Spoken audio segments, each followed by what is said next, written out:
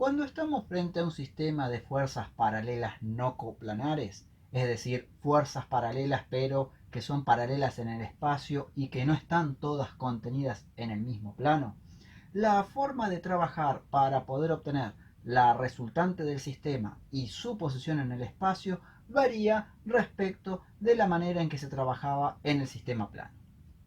En estos casos es siempre conveniente que cuando coloquemos nuestro sistema de ejes coordenados y ortogonales, al menos uno de los ejes lo hagamos coincidir con la dirección que tienen todas las fuerzas paralelas. Y eso siempre es posible, de modo tal que no importa la ubicación espacial que tengan estas fuerzas paralelas, siempre podré colocar uno de los tres ejes en forma paralela a estas fuerzas. De esa manera es muy sencillo encontrar el módulo de resultante R, ya que será la sumatoria de todas las fuerzas en la dirección del eje que hemos nosotros colocado en forma paralela a todas las fuerzas. En nuestro caso tenemos que es el eje X como se ve aquí. Y estas tres fuerzas, si consideramos esta terna de ejes, tendrían F1 signo negativo y F2 y F3 signo positivo, con lo cual sería muy fácil hallar la resultante porque sería menos F1 más F3 más F2. Sin embargo, sabemos que la resultante va a ser paralela al resto de las fuerzas, pero no sabemos en qué lugar del espacio se va a ubicar. Para ello, tendremos que aplicar sumatoria de momentos respecto a los dos ejes que no son paralelos a las fuerzas. Y de esa manera encontraremos la posición, es decir, a qué distancia está del eje Y y a qué distancia está del eje Z, un punto por el cual sabemos que va a pasar la resultante R y que obviamente su dirección será única porque es paralela al resto de las fuerzas. Y su sentido estará dado por esta sumatoria. Para hallar esa distancia, lo que conviene es, por ejemplo, trabajar en lugar de con la resultante R con la equilibrante. La equilibrante sería una fuerza igual y contraria a la resultante R y que obviamente tendría la misma recta de acción, sentido opuesto y también el mismo módulo, con lo cual se ubicaría físicamente en el espacio en el mismo lugar que esta resultante R, pero con el sentido contrario. Y lo que nos permitiría ese equilibrante es que la suma de todas las fuerzas me dé cero, pero que también la suma de todos los momentos me dé cero. Para poder trabajar necesitamos sí o sí conocer las distancias que hay de las fuerzas a nuestros ejes de referencia. Entonces, por ejemplo, F1 tendría esta distancia respecto del eje Y y respecto del eje Z tendría esta distancia que está aquí, porque como se puede ver yo las he ubicado en las caras de un prisma para facilitar su ubicación. F1 estaría en esta cara frontal, F2 estaría en esta cara superior y F3 en esta cara trasera. Con lo cual, F1 tendría esta distancia Z1, que es distancia hasta el eje Y, esta distancia I1, que es distancia respecto de este eje Z, y así ocurriría con las otras fuerzas. F2 tendría esta distancia respecto al eje Z, que será I2, y tendrá una distancia desde aquí hasta lo que sería la tapa o la cara superior de nuestra prisma, que es esta que se ve aquí, que sería la distancia entre el eje Y y la fuerza, y que la vamos a llamar Z2. Por otra parte, la fuerza 3 tendría esta distancia en vertical respecto del eje Y, que sería Z3, pero respecto del eje Z, como pasa justo por el eje Z, tendrá una distancia 0. Aquí le he colocado la nomenclatura a cada una de las distancias.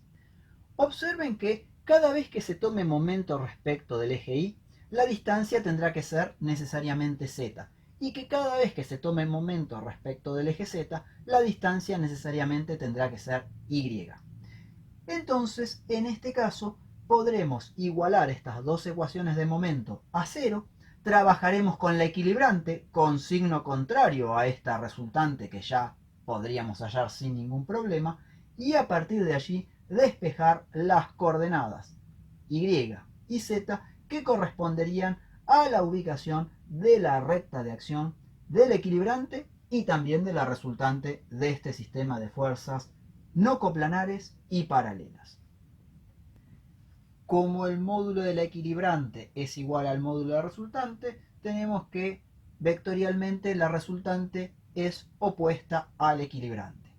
Si consideramos la sumatoria de momentos respecto de este eje igual a 0, para utilizar la equilibrante en el cálculo que nos permitirá obtener la distancia vertical z de la recta de acción tanto de R como de E, aquí podemos observar que si miramos desde esta posición a las tres fuerzas, F1 girará en sentido antihorario respecto del eje Y, mientras que F2 y F3 lo harán en sentido horario. Por eso le asignamos a F1 el sentido negativo y a F2 y a F3 el sentido positivo, como se puede ver en esta ecuación.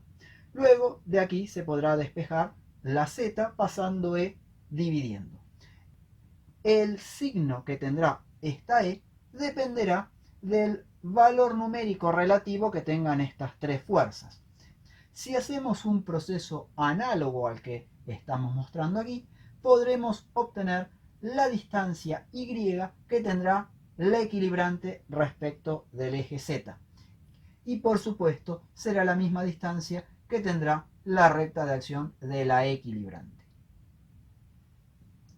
Aquí podemos ver la ecuación que nos permitirá calcular la distancia Y que tenga la resultante o la equilibrante de este sistema de fuerzas, y planteándolo observando la estructura desde la parte superior, tendríamos que la equilibrante por la distancia que tenga en horizontal sería igual a F1 por la distancia I1. Si observamos desde aquí arriba, I1 estaría girando en sentido horario en torno al eje Z, por eso le di el signo positivo.